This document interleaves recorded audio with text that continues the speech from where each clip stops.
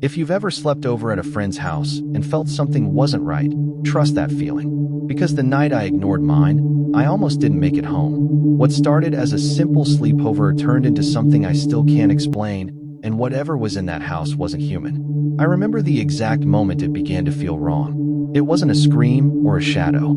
It was the sound of the front door locking behind me. Just a soft click. Too soft. Too final. Melissa greeted me like nothing was strange. Popcorn, blankets, horror movies queued up. Her parents were out of town, and we had the whole house to ourselves. Or at least, that's what we thought. Her house sat at the end of a quiet street where the streetlights flickered like they were struggling to stay alive. The air outside smelled like rain, even though the sky was clear. I almost told my mom I didn't want to stay. I almost left, but I didn't. By 11:30 p.m., we were laughing at dumb horror scenes, trying to scare each other with urban legends. The living room lights were off except for the glow of the TV. Shadows stretched across the walls like long fingers. That's when I noticed the basement door. It was open, not wide, just enough to show darkness spilling into the hallway.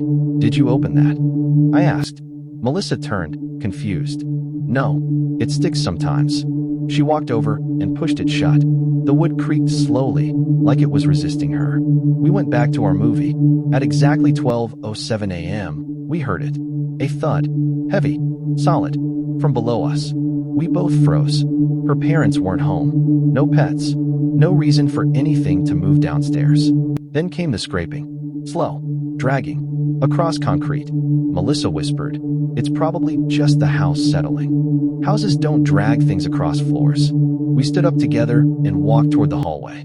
Every step felt louder than it should have. The house was too quiet now. The kind of quiet that feels like it's listening. The basement door was open again, this time wider. A cold smell drifted up. Damp. Metallic. Like rust. Melissa reached for the light switch beside the stairs, but before she could flip it, another thud. Closer. Something shifted at the bottom of the steps. I saw movement. Low. Slow. "Hello," she called. Silence. Then a whisper.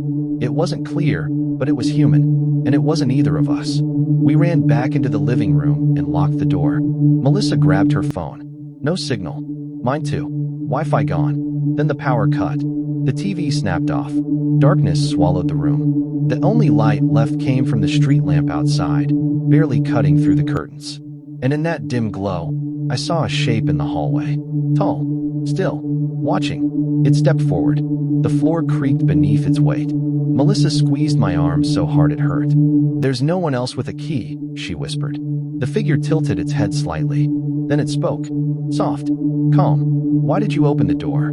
My stomach dropped. We didn't open anything. The basement door slammed shut behind it, shaking the walls.